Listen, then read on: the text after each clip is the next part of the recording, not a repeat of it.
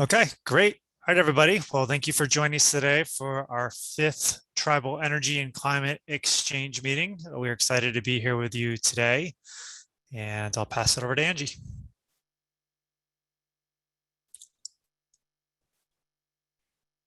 You're muted, Angie. Hi, everybody. Welcome back. So this is our fifth meeting already. Thanks for continuing to join us, and our participation is really going well. So just as a reminder, the purpose of today's meeting and the meetings we keep having are to help California tribes pursue their energy and climate goals. So we're trying to connect regularly to exchange knowledge. We're learning about and sharing feedback on opportunities and resources for tribal serving agencies. So folks like you working to pursue your energy and climate goals. And we are also trying to encourage participation in the project we are running, the California Tribal Gaps Analysis, that are going to inform future opportunities. So we'll talk a little bit more about that. The agenda is pretty standard by this point. We would love to encourage folks to, if you want to share your webcam, please do. We'd like to get to know you a little bit better, pretend like we can be in person. In the chat, if you can provide your name, organization, and location. And I'll introduce myself. My name is Angie Hacker with Prosper Sustainably. I'm also working on the California Tribal Gaps Analysis project with Josh. Josh Simmons is going to take us through a couple of slides on background of CTGA. And we'll do, like we usually do, a roundtable announcement, and then we will have our featured discussion, which is actually today is going to be Josh, a little bit of me, talking about tribal energy and climate grant opportunities in grant writing. And we're going to kind of weave that into what we're working on with the California Tribal Gaps Analysis and why it's so critical. One critical piece is helping tribes access these opportunities. Okay, Josh, take it away. Great, thanks, Angie. Yeah, I was just setting in the chat real quick. All right, so yeah, as a reminder, we are getting to the end of the period to accept questionnaires from tribes. So as a reminder, the California Tribal Gap Analysis and the TECX meetings are being funded by the California Energy Commission, administered by Strategic Growth Council, led by Prosper Sustainably, where our primary goals are to identify your tribe's priorities, needs, and barriers in the areas of clean energy and climate change. Through this, seeking to provide recommendations for future state programs, funding, technical assistance, and other resources to address the needs identified tribes, primarily shaped by the input received through the questionnaires and even through the TECX meetings and other sources where tribes have expressed provided their input on their needs. So the questionnaire is set to close at the end of the month. So if you have not already, please participate. We're seeing that it takes about an hour to 2 hours, depending on how many people participate. And if you need any help, reach out to me. You can set up a guided questionnaire meeting, and otherwise you can complete it independently. We want to make sure that your tribe's needs, priorities are captured in a manner that will both inform future state investments and also to identify and overcome barriers for your tribe to participate in programs and to access funding that from the state that's going to support your tribe pursuing and addressing its climate and energy related needs and goals. And then those that participate, we'll be discussing it today, but there's a database of existing funding and other opportunities that you'll receive direct access to. And then we'll be releasing a draft report by winter for tribal feedback, and then the final report will be released in the spring. So questionnaire closes by the end of the month. So lots of tribes, I said the majority of the tribes have actually received questionnaires. If you have not, please register. And if you have, or you're having difficulty locating it, reach back out to me and I'm happy to help you in any way that I can.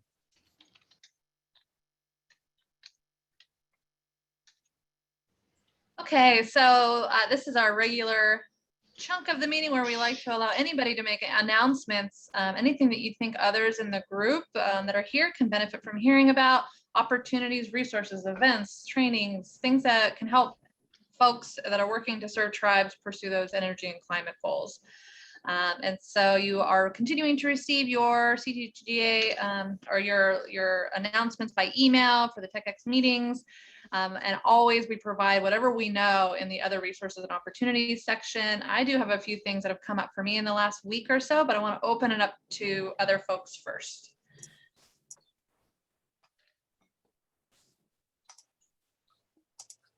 And Tom, you sent something over to me just a moment ago, and I don't know if you want to share. And you mentioned some yesterday. I don't know if they're ripe to share quite yet, but if you have anything that you'd like to share, this would be a great time. Yeah, Josh, can you hear me? Yes. Okay, I got a couple things. My name is Tom Gates. Some of you know me. I'm the tribal liaison at the California Energy Commission. And I've got a couple of announcements to make, but I was just looking at all the participants and I see a Joel Armin Hoyland. And I have to say, Joel, you were I think a friend of my son's back in high school, and I haven't thought of you or your name in a long time, and now I see it on this call. So Joel, if you're listening, I am Tom Gates. I'm Joe Gates' dad, and I haven't seen you in probably 20 years or so. So hope you're doing well. Anyway, I don't know how you end up on this call, but welcome. The first thing I wanted to let everyone know is my staff are going to be calling a lot of the tribes that have either never contacted this program for the gap analysis, and they've been calling tribes to make sure that the opportunity and fill out a questionnaire if you want to. There is a bunch of tribes, about 50 some tribes, that have indicated they're interested. They might have even downloaded the questionnaire, but they never really filled it out. So if you're in that category of tribes, you're probably going to get a call from one of my staff sometime this week encouraging you to get the questionnaire in. And if you have plans to do that and you get that call, please put up with it, be polite. They're just trying to learn how to make calls to tribes. They're very young staff people that we've just hired on in the last couple weeks. So even if you already know about the questionnaire, be polite and give them an education rather than just cut them off. In terms of other funding opportunities, one that just came across my desk is $11 million, $11.5 million, I think, in workforce development through the state. I think Josh has been keeping a list of all the funding opportunities. And if any tribe is interested in this grant opportunity, it seemed rather open, and a tribe that wanted to do workforce development for something in the energy sector or the climate change sector, not quite sure what that would be, this grant would be, I think, a place to go. So that's one opportunity that just came across my desk today.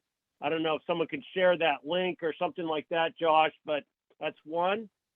A second one that we're very excited about is something that's in Assembly Bill 33. This just got passed a few days ago. If the governor signs it, he hasn't signed it yet, we anticipate he will, then this would go into effect come January 1st. This is important, this opportunity. It is the ECA loan program that the Energy Commission runs. So we get millions of dollars every year.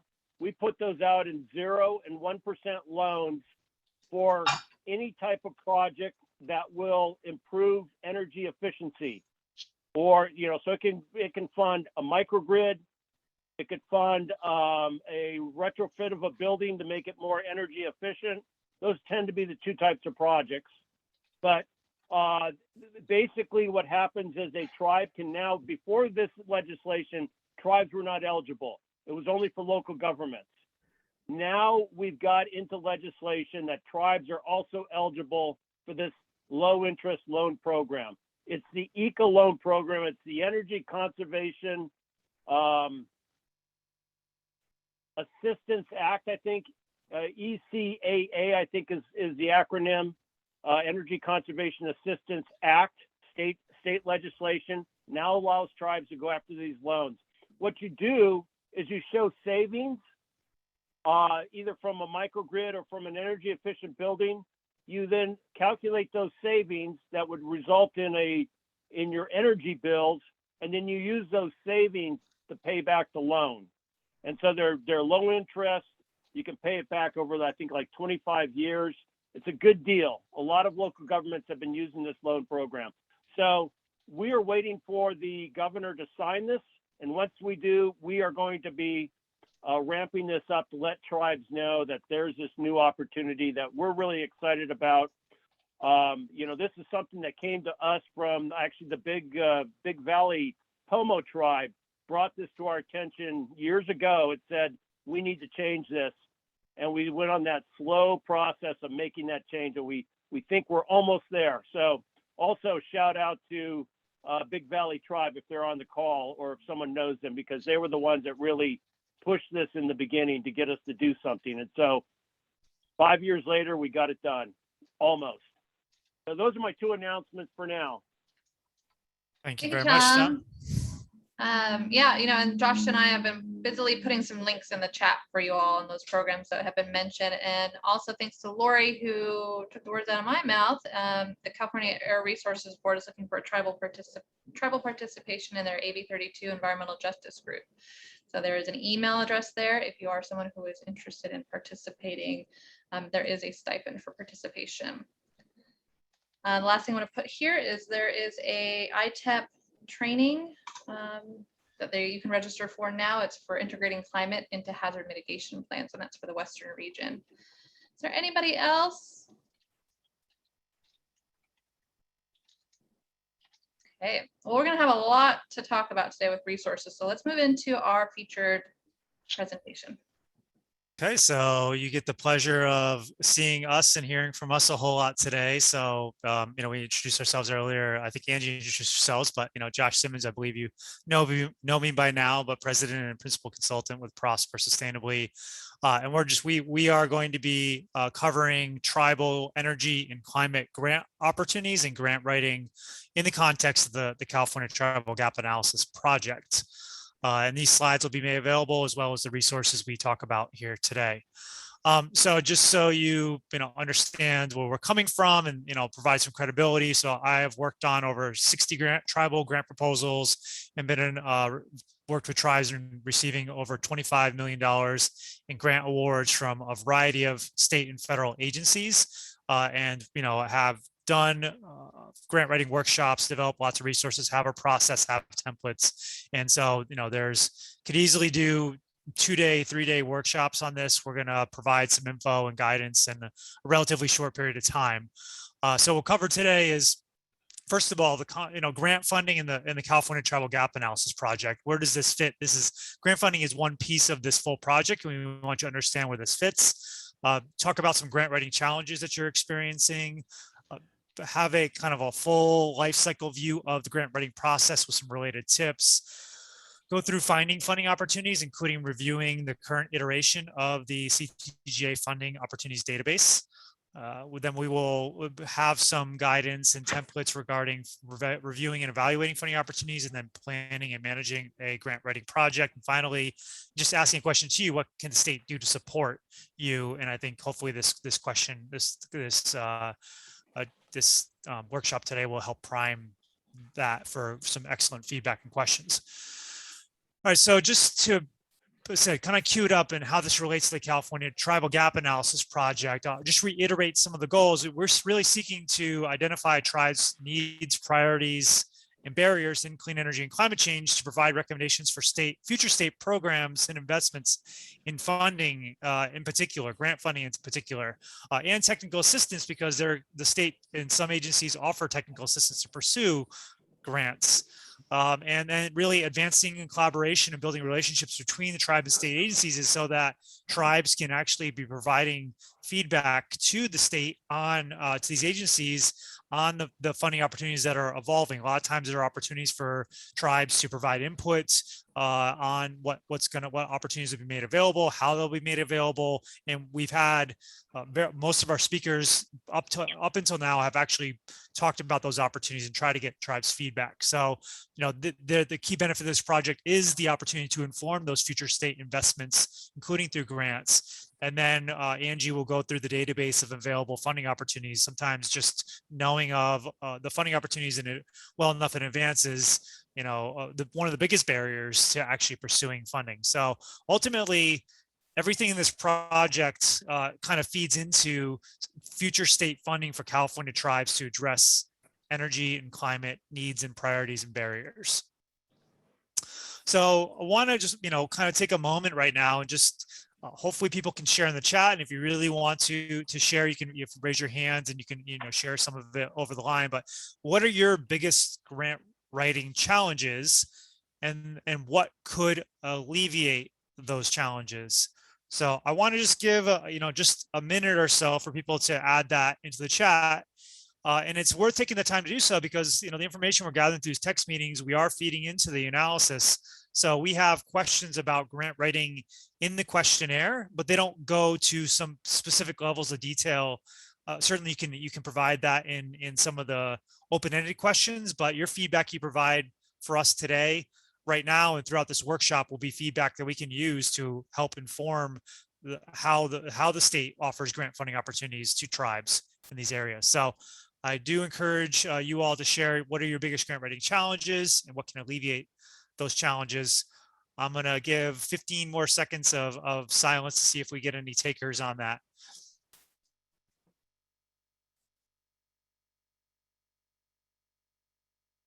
I got something, Josh. It's Shasta. Thanks. Go ahead, Shasta. So for me, the biggest grant writing challenge is that I don't have time. It takes a lot of time to really go over a funding opportunity in the detail necessary to figure out what you need to do. And then on top of that, you gotta have the time to put it into practice. And so every now and then I'll see an opportunity and I'll think, oh, I really want to do that. And then suddenly it's the day before it's due. And I either, and maybe I see people are seconding me in the chat. Maybe you'll second this one too. I either breathe a sigh of relief and say, oh, darn, I forgot about that. Now it's too late. Oh, shoot. But it's kind of a relief because now I don't have to do it. Or I say, oh, well, this one's not that complicated, so I'll scramble something together. But then, that doesn't end up getting funded because I do it at the last minute. So, so like what Liz is saying, manpower or technical assistance, it would help me, I think, to have a very basic, like a template or just like a flow chart almost of things that I could check off to say, this is what I need to do to be able to figure out if this is something that's feasible for me, at least as a start. Because some of the stuff is going to be, I can tell right away that it's going to be beyond my capability. But I know you've done training like that, where you talk about how to go through a funding opportunity and pick out the most relevant bits and pieces. But flow chart or something like that are just like boom, boom, boom. Here's at least your initial decision-making strategy. The other thing I want is just more money and more people. Fair enough. Yeah, thanks, Shasta. I think, I think people seconded a lot of what you said there as well. And, I encourage you throughout this workshop to continue adding responses to the chat. Because again, like we really want the state to directly hear where these challenges are. So we hopefully they'll be able to address it. What I really like is last week's presentation by the Strategic Growth Council and their Affordable Housing Sustainable Communities program in particular offers technical assistance who will, they won't write the grant for you, but they'll do pretty much everything else. They'll help you evaluate it. They'll help you kind of queue up your project. They'll help you understand the opportunity. And that's what we do. That's the services that we do with working with Paul and other tribes. And that's, the templates we'll be sharing is how you better understand it, because, part of the challenge is you don't want to be pursuing funding opportunities that you really are not a good fit. And it's tough to make that call on the early on and not go too far and then kind of pull the plug or pursue something, spend that time and resources on it. So we'll get into more of that in a moment. But thank you, Shasta. All right, so actually, I don't know if any of you recall this back in 2018 when I was contemplating, speaking of time, when I thought I was going to have time to develop an online grant writing workshop, I issued a questionnaire mostly to tribal contacts about what biggest challenges were, grant writing challenges were. Insufficient time was, I believe, the top answer. I kind of melded responses into insufficient skills and expertise, but in a sense, that's almost the same thing as insufficient time. And a lot of those responses regarding insufficient skills and expertise related to the ability and the time to develop that expertise as well. So that was one of the top responses, along with just insufficient, just not knowing about the funding opportunities that are available. I'm not gonna, just so you know, you're in the same boat with others. There was the responses that from that survey are here, and you can feel free to download the slides and go back to them. But thanks, and keep those things coming. Just want to briefly go over a grant writing life cycle, what a full grant writing life cycle and some related tips. And so pursuing a grant funding opportunity isn't necessarily about waiting until you see something that's available and then being ready to go at that point. It actually can be about being ready ahead of time. So number one on this grant writing life cycle is about getting and being funding ready. And some of this goes to strategic planning, better understanding your near and I guess longer term strategic priorities. You have a certain level of internal and external grant capacity and grant assets. So things like resumes, things like, there's kind of components you see in these grant proposals that you're developing over and over again, and just identifying and organizing those in an accessible place for your department or for your tribe can be very beneficial, as opposed to having people rewrite their resume or rewrite the same kind of organizational description or same letter of support again and again and again, from scratch. And that's something that we've been actually spending more of our time working with our tribes and organizations on is more about being funding ready. So then when the opportunities come, it's less of a lift. You're not starting from scratch. You're not scrambling to pull these things over. You're not reinventing the wheel, because that happens. I've been in that same position with the Chumash and otherwise about beginning an opportunity in developing these things over again. So you want to avoid scrambling every time a solicitation comes out and stressing out your team. So then number two is researching, tracking, and selecting good opportunities. So understanding, making sure you're aware of as soon as possible, knowing where to look, and also thinking outside the box too. So, if there's some on their face that makes sense. I've been looking at the FEMA BRIC opportunities as an opportunity to fund things like microgrids, which on its face isn't really seem as an obvious good fit. But, thinking about emergency response or emergency management or hazard mitigation related grant opportunities to address resilience related projects is a way potentially to get funding that isn't necessarily obvious on its face. But it's important to, do an initial scan, do a review. We'll go through that process a little later on to better understand the fit and then deal breakers. You don't want to spend time pursuing an opportunity that really just isn't a good fit. And then it's helpful to develop a database to be able to track opportunities. A lot of the opportunities that tribes pursue are recurring, and to better understand what those are, what's required of those, and what the cycles may be can help make sure you're ready ahead of time, even before the next round comes out. So you want to avoid missing the great opportunities, wasting your time chasing poor fitting opportunities, and mission creep. You also, your strategic priorities should help you not pursue the ones that, maybe sound like a good idea or seem like easy money, but aren't really relevant to your tribes and your department's goals. So number three is reviewing the solicitation and considering your project scope, where you review the solicitation and extract the key information to ensure the fit.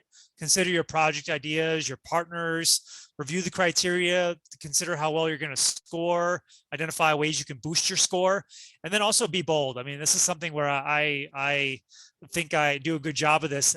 I think that bold project ideas, so long as they're a good fit for the solicitation, end up you want to excite the funders. If you prepare something, you present something bold, something that's above and beyond, something that's cutting edge, the funders get more excited. They want to see these new projects that are going to break new grounds. At the same time, you don't want to miss critical instructions and requirements, or also repeatedly go back to, I like to extract key information in a single place so that I don't have to go back to a large solicitation, let's say a Department of Energy one that's 100+ pages long, and have to be fishing for the same information over and over again.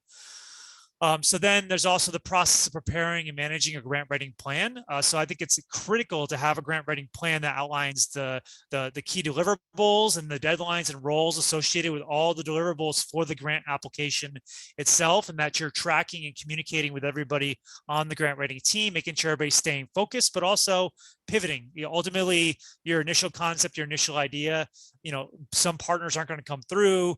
New ideas are going to rise along the way. You want to be able to pivot along the way. You don't want to go alone. You don't want to wing it. You don't want to procrastinate, and you don't want to assume it'll be easy. And going through the process of developing and following a plan will ensure you don't miss items. And finally, preparing a quality application. You can make this easier if you do have existing grant writing assets that you can just more easily customize, particularly for ones that have been successful in the past. Allow sufficient time to get signatures, both from internally and from partners. I think it's important to be very detail oriented and thorough, particularly on your budget. Grant funders are always very, very, I believe, focused on what the budget looks like, even the details of, your travel, making sure I go to the level of putting mileage down by the federal or state rate for estimated trips, just because that level of detail makes them feel more comfortable about your budget assumptions and your spending.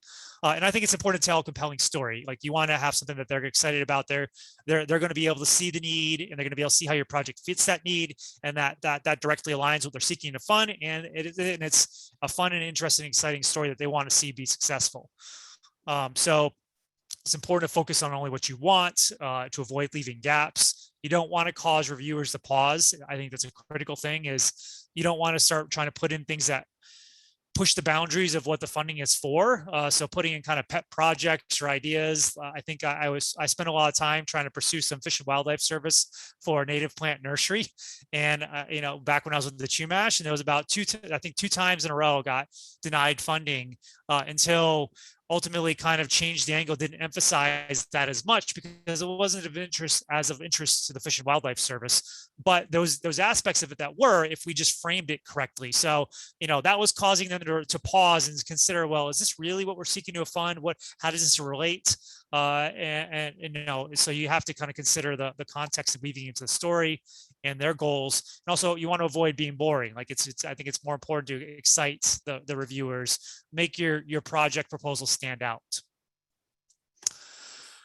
So in terms of finding funding opportunities, this is all fairly straightforward stuff, and you can review this information afterwards. Grant funder websites, there's various clearinghouses. I think signing up for email lists, including just being on, there's a lot of just tribal list, email blasts that aren't like formal lists. You just want to make sure you're on. Networking and contacting funders. Something that's not as obvious is looking for roadmaps. So some agencies like the CEC and particular divisions of the CEC have funding roadmaps where they identify what they're seeking to fund moving forward, and they seek input from various stakeholders, including tribes, on what that roadmap should look like. So that's an opportunity to influence what the future funding will look like. There are various requests for information and inputs on funding opportunities as they're being considered and developed pre-grant solicitation. Rulemaking and legislative proceedings are also an opportunity to be involved earlier before a grant solicitation is released, because it's usually through rulemaking and through legislative proceedings that the funding opportunities are actually developed. And then developing and maintaining a grant funding opportunities database, I think, is something that can be valuable to do. Funding opportunities, you want to be able to track them, just maybe look at it once a month or once a quarter, keep things on your radar for the particular those recurring opportunities. And so we hopefully have something, and we are developing something as part of this project that can serve as a foundation for a grant funding opportunities database for your tribe, at least for climate and energy related opportunities. And that's the CTGA grant funding opportunities database. So I'm going to pass it over to Angie, who's going to show you where we're at with that, what that looks like, and get your feedback on what else it could include that could be useful to you. Yeah, thank you. So, providing a little context, those 5 steps that Josh just went through, those are assuming that a solicitation exists, right? There's a whole genesis and life cycle of stuff that happens before it turns into a solicitation that you can even go for. And so that's part of what the CTGA program is doing. It's looking at that systems level. How can we inform a solicitation before it drops so that it meets your needs, so it fills the gaps for tribes that are trying to do clean energy and climate work. So all these things that you guys are sharing in the chat about why it's difficult and how it could be changed, that's the kind of feedback we're looking for, including looking for what's not being funded at all. So let me show you what we've got so far. I'm going to share my screen, kind of switch over here. So right now this is in Excel.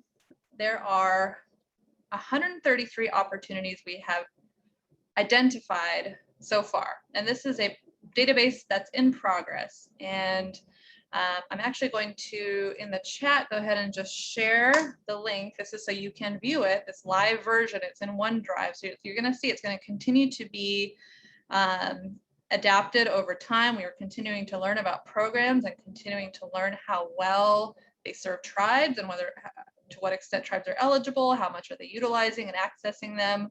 But here's a great list to start from. So many of you are trying to do this work. You might be scanning for opportunities, but here's another place to look. What this does is provide a static listing of programs that might meet your needs. And so the way you might look at this in a lot of different ways, there's filters. So if you want to look by organization administering the program, you can look here. If you want to look, I want to look at everything that's a federal opportunity, a state opportunity, an opportunity that's coming from private sector or utility. What organizations offering this kind of a program, assistance program. There's a brief description. You can also filter by program type, meaning we're not just looking at grants in this database, but we are looking at funding opportunities. So there's grants for planning, grants for implementation, grants for research. There's also incentives, there's technical assistance and capacity building opportunities, there's financing, there's direct assistance, workforce development, data access or analysis, information clearinghouse, and other, which actually check things like carbon credits and things like that. So, and then another way to filter for the kind of opportunities that might meet your needs are to look at program areas. So this is organized in the same way. If you've already done the questionnaire for the California Tribal Gaps Analysis, this is organized the same way. There's several that are clean energy related. So clean energy, energy efficiency, renewable energy and storage, clean transportation, and then there's a few that are climate adaptation related. So health and social environment, natural and managed resources, and built systems. And so that's as topical as we have gotten. Now there's probably a lot more nuance that we could provide to really help you filter down. We feel like this is a pretty good level of information to be able to sort with, but you can provide your feedback on that. The other thing we have here to sort by is sectors targeted. So whether or not it's intending to target residential, commercial, or government. That's also the way that our the survey, the questionnaire is organized too, to sort of provide comment in on what sector is being targeted. You got a web link here, and then here's where we're currently in progress. We're always adding more programs, including that one Tom mentioned today. That'll get added, and then we have a filter here for our tribes currently eligible, and we'll continue to be adding notes about tribal accessibility and utilization as we learn more. And so questions here for you guys are whether or not if you see something here that could be done better, that you would be handy for you, an additional filter, additional way to look at this. And then we have a couple of other questions back on Josh's slide deck.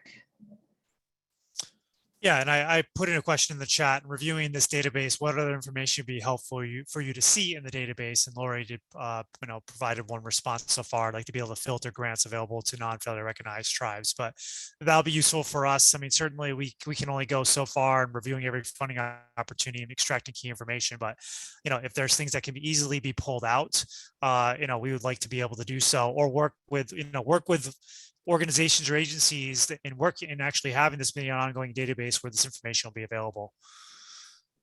So I'm going to share my previously funded tribes. Yeah, right. So that's great, and we are going to be focusing more on that. So really honing in on whether or not tribes have previously been eligible. And so this is a couple of questions that we think are related. 133 opportunities. That sounds like a lot. Are all the gaps filled? Probably not. So we want to talk a little bit more about what do you like about the grant opportunities you have had good experiences with? And so Josh, I don't know if you wanted to take it from here or you want me to continue? Yeah, I think I can, we want to put it out there. It's like, what makes for a good funding? I mean, I think to better inform how the state can provide more accessible, easier to pursue, more suitable grant funding opportunities. What are your top favorite grant funding opportunities that your tribe pursues, and why? What could be a model for future state programs? And then on the flip side, what makes a grant opportunity inaccessible or unappealing to you? And certainly that's a very broad question. But I think kind of along the same lines of what about that grant opportunity just makes it where it's like you look at it and you're like, yeah, your brain shuts off. You're like, I can't even, I don't even want to think about that. So Josh, we'll just, yep. You realize this is like asking, what are your top 3 favorite dental procedures? fair enough. Well, it's we thought we'd ask and see who we get. Well, I will tell you, like, and thank you, Tanya, for putting a tooth in the chat, which is now cracking me up. But I actually like going to the dentist because I'm very vain about my teeth. So, if I'm going to liken my favorite thing, it's actually getting your teeth cleaned and polished and that nice, smooth, clean feeling that you get. And for me, that's the GAP grant from the EPA. And the reason for that is because it's all tribes are eligible for GAP funding. And so when you're going to get the money and they're going to hold your hand through the process and make sure that you develop, an appropriate work plan and everything, because the funding is supposed to go to the tribes, then that's really nice. And that's easy. And they're not competitive in the same way. So those are really the clean teeth grants of my list. On the other hand, the root canal grants, which I've never had because my teeth are perfect, but nonetheless, the root canal grants are the ones that have a really big technical aspect to them. So for example, grants that thankfully I've been able to have Josh write on Paula's behalf, like Department of Energy grants for solar, you have to have this whole technical appendix of all this stuff about, how much energy you need and how much you currently produce and, what kind of technology are you going to use? And I mean, there's no way in hell I'd be able to do that on my own. And having to spend money on somebody else to do it for you is really hard for a lot of tribes. So yeah, that's what would make an opportunity inaccessible or unappealing, is having to have a lot of highly technical knowledge and skill to successfully write the proposal. Tanya has a comment too. She's got her hand raised. Thank you, Shasta. Go ahead, Tanya. Chime in for, hey, is it okay if I share? Yeah. I don't mean to turn this into like a negative thing, because you're asking about your 3 favorite grants to apply for and why. And I think obviously but I just wanted to riff off what the previous speaker said, which is, as a technical provider, we've ended up in this situation where we're writing a lot of grants for low capacity organizations like schools and municipalities, right? We're not grant writers, though we've kind of figured it out at this point. And I do think that technical assistance piece needs to be that's a really big thing for a lot of customers, because like we don't have the capacity to do all of the cool stuff that you're talking about, the strategic planning, but it's so necessary. When you described your grant writing process, I was just like, oh my God, that would just make our lives so great. So as a technology provider, what ends up happening then is I see, when I came from the community side, what I saw then is like technology providers and project developers are driving the bus. They're really driving everything because they have that technical capacity.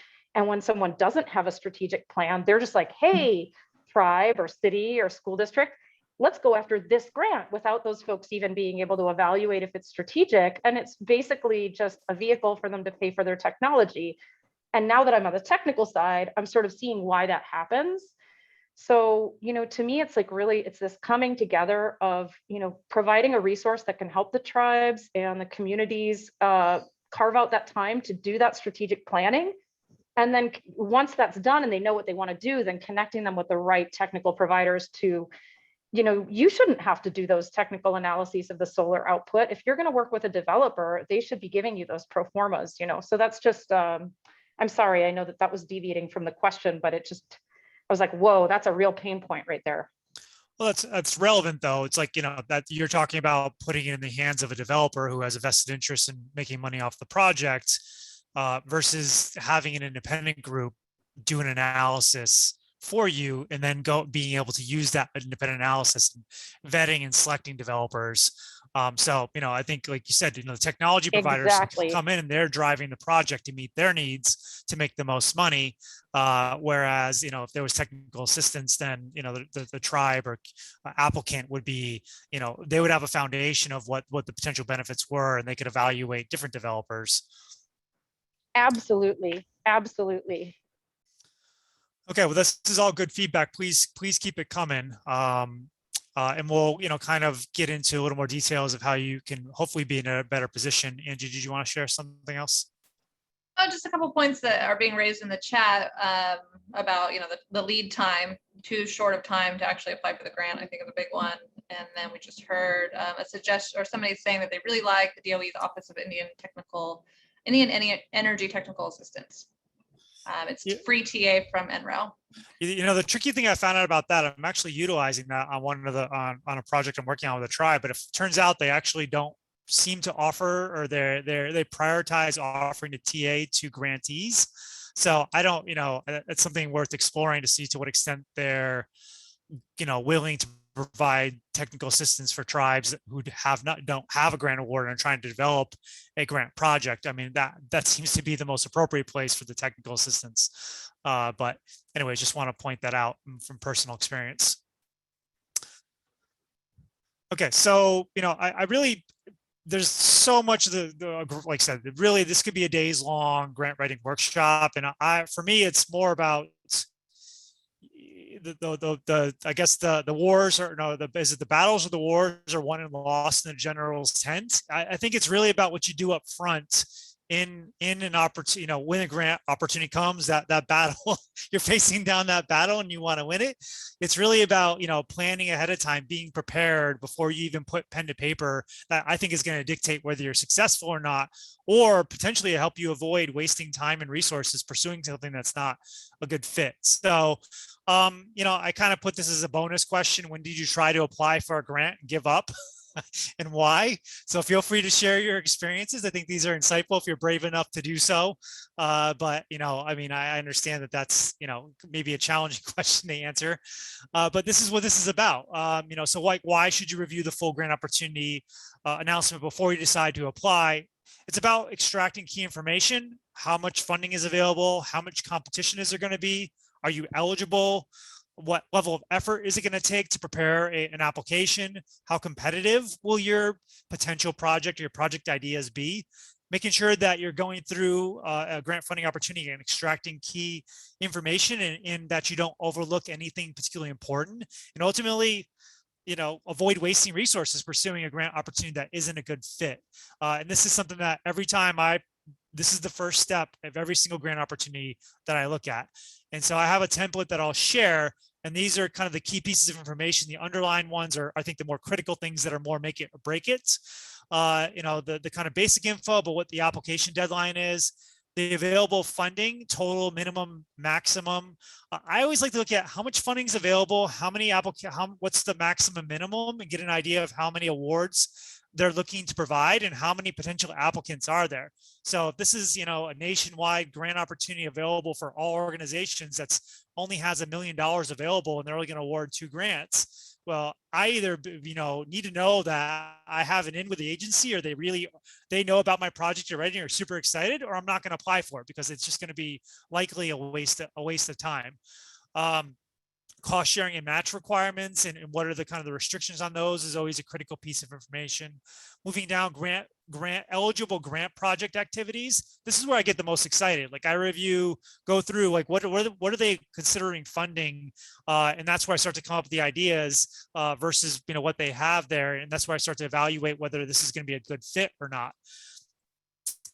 Required proposal and application components or elements. Like what are the deliverables? What do you need to prepare in order and submit for this grant application? It's really critical that you understand that, and that goes to your level of effort, and then whether or not you can even get there as well. There might be key pieces of information. Shasta mentioned the DOE grants require I think like an energy resilience plan or something like that, or an energy options analysis to be completed in order to be eligible. And that this is something going into it, you likely do not have prepared already. So, we can whip one up relatively quickly and easily, in a relative sense, I suppose. But, I work with Shasta and other tribes with a team of, engineers and other organizations, groups that can help and we work, with the tribes we work with already, so we can develop these relatively quickly. But if you don't have that capacity, you're not ready to go hit the ground running on these things, you're not, getting at the opportunity right when it comes, or don't have this ahead of time, that could be easily a deal breaker. And then understand the project and proposal criteria. And that's really how well are you going to score? I think it's a good idea to review that and even kind of self-grade yourself to both identify how competitive you think you are and where could you boost your score based on that criteria. Because ultimately you have to address that criteria is the single most important part of your application. You can get every kind of all the components and elements. Some components and elements though don't have relative criteria associated with them. They're more of like a threshold. You need to have this in order to have a successful application, but you're not going to be scored on it. Ultimately, you want to make sure you are addressing the criteria, the scoring criteria, as thoroughly as possible. I just want to point out, like, this is all these devils are in these details, and those are the things that, we might have $1 billion available for a thing, but if all these deal breakers are hiding in all these deal breakers, then it's not an accessible opportunity for a tribe. It's not filling the gap. It's not meeting the need, and that's part of what we're doing in the CTGA program. Yeah, so I just want to share a brief, share the template that I'm going to post on our website as well, and an example of that template as well. So it's very simple with a disclaimer at the top, but it just, you can find this information. It's just going through this, just a simple Word document. As you review the opportunity, plug it in here, reference where the page was. And then that way too, you don't have to go back and open possibly a funding opportunity solicitation that's 100 pages long to get key information. Or if you do have to go back, you can find the page and go back there. So, really this is the key information you want to pull out. I copy and paste it in here. I don't, try to paraphrase or reinvent it. If it's too long or lengthy, I just reference where it's at. And that way it simplifies the process. You may be working on this grant proposal for over, for 2 or 3 months, and you're not, this information isn't gonna be fresh in your mind. And there's a transaction cost to having to go back to the solicitation over and over again. So just as an example, I'm not going to share this example necessarily, but this is from a CEC grant funding opportunity from 2019 for the long duration storage. And I presented on the Rincon project that we got the #1 score on. And this was just an example of, us pulling out the key information and what it looks like. And this, you can see this is 20 pages long. I literally just copy and paste. Part of this process is just to make sure I see everything. So if I go through this, part of it's to have easy access information. Part of it's to make sure that I don't, miss something that I otherwise would have missed if I was just trying to scan through the opportunity without being systematic about it. So again, a lot of copying and pasting and adding in, the tables that are actually in the solicitation itself. But the solicitation itself, I think, is probably 60 or 80 pages long. So these 20 pages are a little, perhaps more accessible. And then these headers on the side allow you to kind of jump to the key information. And then I add things like webinar notes, additional notes, questions, ideas. So that, as I'm developing this, I can be doing some brainstorming and queue up some questions.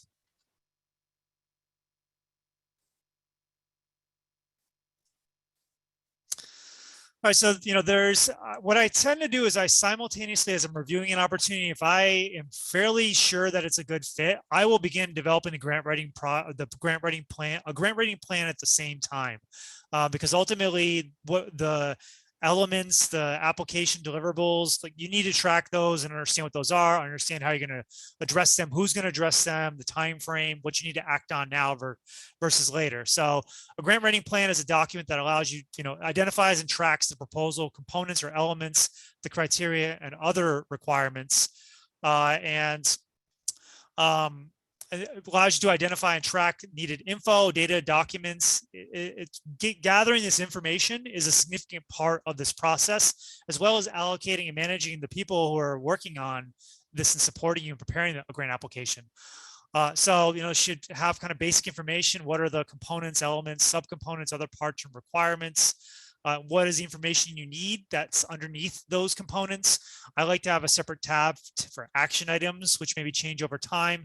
Make sure I have timeframes and responsibilities. And I don't always do it, but sometimes I plug in separately evaluation criteria, and that's where I kind of self-score myself. So I just want to show you the template and an example.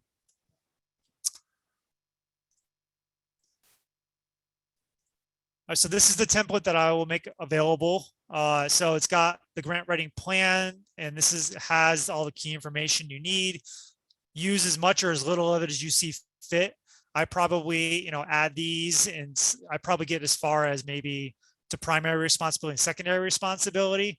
I don't necessarily fill all this out, but it depends on your team. This is really a project management plan is what it is. Separate action items tracker, which you could integrate in here if you want. You could have an info request tracker. So as you're asking for information from various internal and external stakeholders to be able to track what you've asked for and the status of that. What are some kind of key deliverables that need to be worked on? Oh, these aren't even relevant. These are from a project management plan. I'll remove these. But teams and partner is a relevant thing to consider. This is where I mentioned the evaluation criteria. You could plop your evaluation criteria in here and rank yourself to better understand where you think you fit. Because the people who are ranking these things are they are various people from agencies, or sometimes the agencies have ANA actually has. They hire people, including tribal representatives, that score their proposals on their behalf. So you evaluating this proposal probably is no different than somebody at the agency or somebody that's been recruited by the agency to evaluate the proposal. And so there's ideas and resources a lot. So all that stuff. Let me just show you an example from one that I'm working on right now. And this is for an EDA opportunity that we're working with on some Southern California tribes right now. Again, just basic info, proposal narrative. I like to break out every individual element of, say, a proposal narrative, because those elements have key information that they need for them. And I need to know where I'm going to get that key information.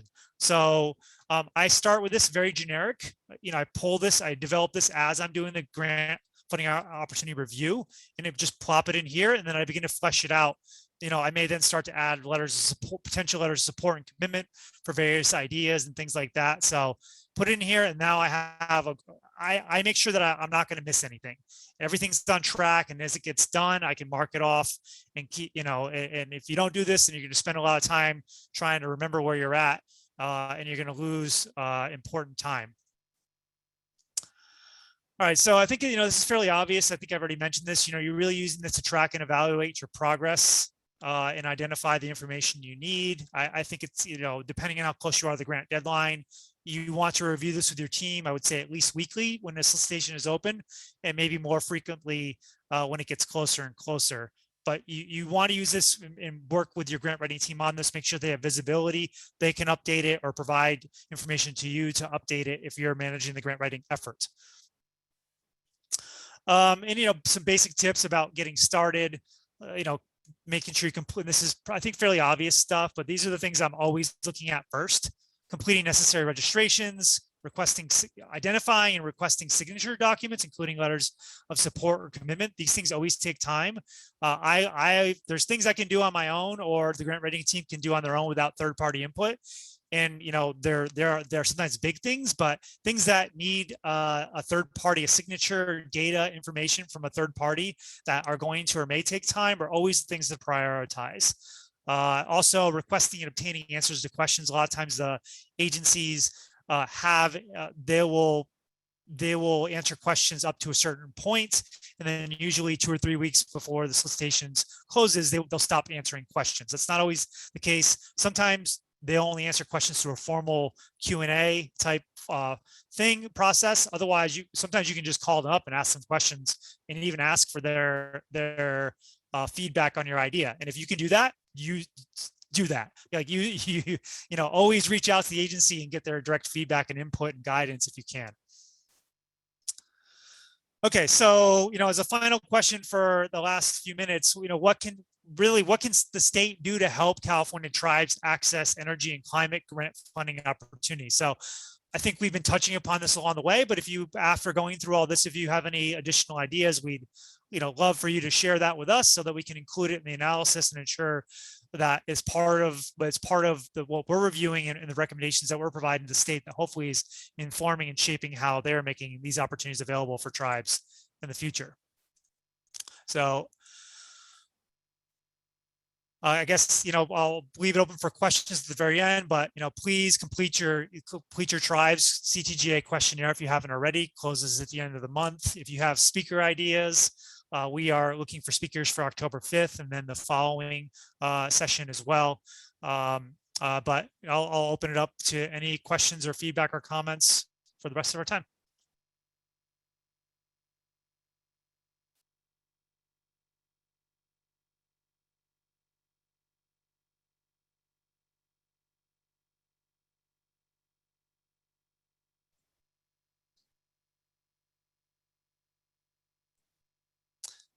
Getting a lot of good positive feedback on the chat and some good ideas for ways to adapt the program database. So thank you for that. And I think we can probably find some themes in the other input that have been provided on making grant opportunities a little bit easier to access. And I do want to make sure people are aware that we do post recordings of these meetings as well as related to slides and related resources on our website. So if you go just to the website and under past events, you'll be able to access that. So the recording here, as well as the slides and the template, will be made available within the next few days on our website, on the California Tribal Gap Analysis website.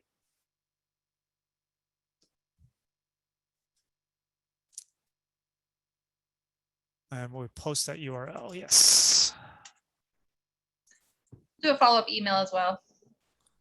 Yeah, when we do, if you're not on our, I believe you're hopefully on our list. And it's one thing too, is I just want to mention for the California Tribal Gap Analysis,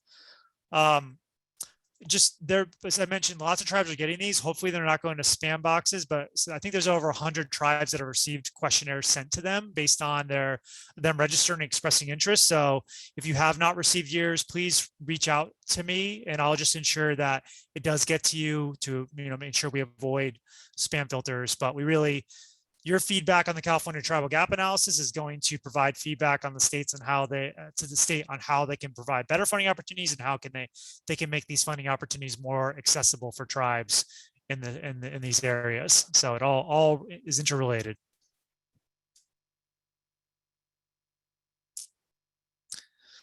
Well, great. Well, thank you all so much. Appreciate you all joining us today. Hopefully this was valuable information. I think these text meetings have been great and we're looking forward to continuing them as well. And we hope you all have a great day.